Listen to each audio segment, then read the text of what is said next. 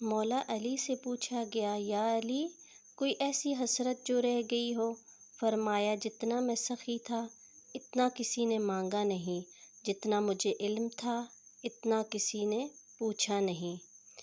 جنت کے منتظر نہ رہو، بلکہ ایسے بن جاؤ کہ جنت تمہاری منتظر رہے۔ مخلص رشتوں کو مجبوری میں بھی ضائع نہ ہونے دو، کیونکہ مجبوری تو ختم ہو جائے گی لیکن رشتے دوبارہ نہیں ہوں گے۔ جس زبان سے جھوٹ نکلنا بند ہو جائے اس زبان سے نکلی ہوئی ہر دعا قبول ہو جاتی ہے۔ جس کی امیدیں اللہ کے ساتھ ہوں وہ کبھی ناکام نہیں ہوتا۔ ناکام وہ ہوتا ہے جس کی امیدیں دنیا والوں سے وابستہ ہوں۔